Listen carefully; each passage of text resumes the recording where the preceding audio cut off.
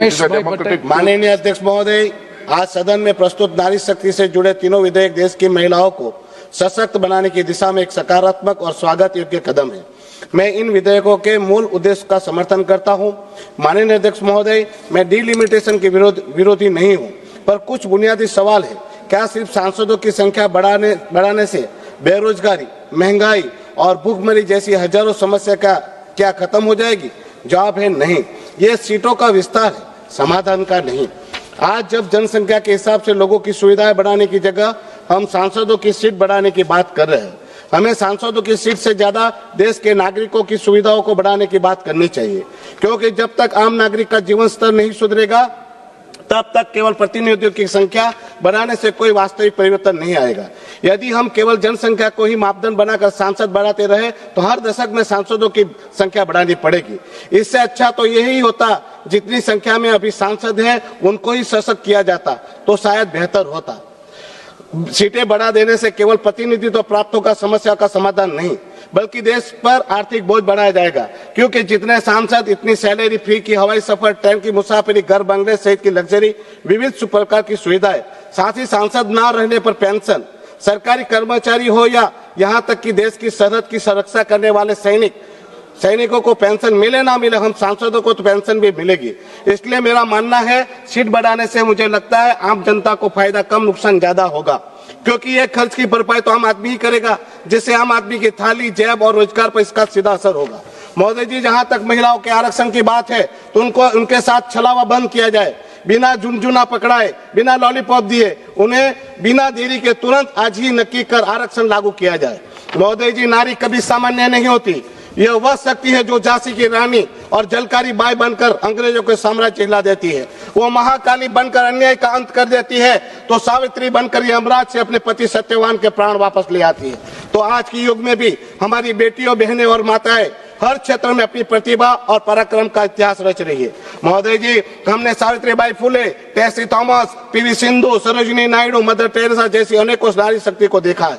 ये तो केवल कुछ उदाहरण है, महासागर की एक बूंद के समान, बाकी इसकी एक लंबी, कभी समाप्त न होने वाली सूची है। महोदय जी, हमने राजनीति में इंदिरा गांधी जी का पाकिस्तान के टुकड़े कर बांग्लादेश बनाने वाला इतिहास भरा साहस देखा, तो शहीदों का बदला लेने वाला हमारी बेटियों का साहस और पराक्रम भरा ऑपरेशन सिंदूर देखा।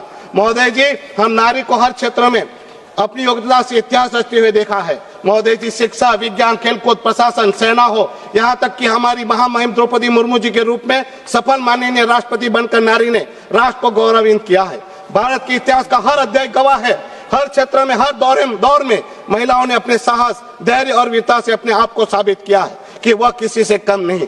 लेकिन नारी में हर प्रकार की हर क्षमता होने के बावजूद उसे आज भी बार बार अपनी योग्यता साबित करने के लिए माता सीता की तरह अग्नि परीक्षा देनी पड़ती है। एक और हम नारी को जगत जननी, नारायणी, शक्ति स्वरूपा कहकर पूछते हैं, लेकिन उनको अधिकार देने में कतराते हैं। शब्दों में सम्मान बहुत है, लेकिन अधिकार देने में अब भी हिचक है। महोदय जी, क्या आज हम महिलाओं को अधिकार दे रहे हैं या सिर्फ वादे दोहरा रहे हैं? राजनीति में महिला आरक्षण का स्वागत योग्य है, लेकिन सेंसस, डिलिमिटेशन से जोड़ देना मतलब साफ है हक आज नहीं भविष्य के भरोसे है। महिलाओं को उनका अधिकार अभी क्यों नहीं दिया जा रहा है? और एक अहम सवाल, ओबीसी महिलाओं का प्रतिनिधित्व कहाँ है? समानता की बात है तो आरक्षण में भी सामाजिक न्याय जरूरी है, वह इस बिल में क्यों नहीं है? महोदय जी, आज महिलाओं की वास्तविकता देखिए, लोकसभा में 15%, राज्यसभा में 14%, पुलिस में 11%, सुप्रीम कोर्ट में 12%, हाई कोर्ट में 13%। मजे की बात है, सुप्रीम कोर्ट में केवल एक महिला जज है। जब देश की 50% आबादी महिलाएं हैं तो निर्णय लेने वाली जगहों पर उनकी हिस्सेदारी इतनी कम क्यों है? मैं मांग करता हूं महिला आरक्षण 33% नहीं 50% किया जाए। लोकसभा के साथ राज्यसभा में भी लागू किया जाए। मंत्रालयों में भी 50% महिला भागीदारी सुनिश्चित की जाए। टाइम बाउंड रोड मैप के साथ तत्काल लागू किया जाए। आरक्षण के भीतर ओबीसी, कमजोर वर्ग की महिलाओं का कोटेशन हो। महिलाओं के लिए 15 साल का रोटेशन अन्यायपूर्ण है, क्योंकि बाकी जगह की महिलाओं को 15 साल तक मौका नहीं मिलेगा तो कुछ महिलाओं को तो 30 साल तक मौका नहीं मिलेगा। इसलिए रोटेशन पॉलिसी 5 साल की जाए। लोकसभा के अनुपात में राज्यसभा की सीट बढ़ाकर उतना ही आरक्षण महिलाओं के लिए लागू किया जाए। महिलाओं के लिए पॉलिटिकल लीडरशिप ट्रेनिंग प्रोग्राम, हर मंत्रालय में वुमन रिप्रेजेंटेशन ऑडिट लागू किया जाए। महोदय जी, अंत में हमारे केंद्र शासित प्रदेश की बात रखना चाहता हूँ। सर मेरे प्रदेश की बात करना चाह रहा हूँ।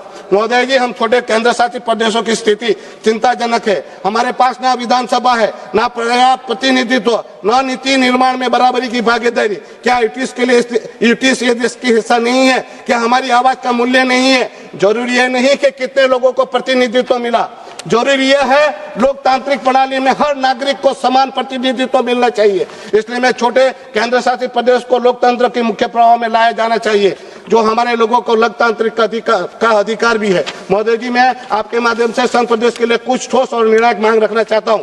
हमारे केंद्र शासित प्रदेश में लेजिस्लेटिव असेंबली की स्थापना की जाए। यदि जनसंख्या बाधा है तो उसे यूटीज के लिए कॉमन असेंबली फ्रेमवर्क बनाया जाए। यूटीज के प्रशासन हेतु department of Indian territory affairs या पृथक मंत्रालय बनाया जाए।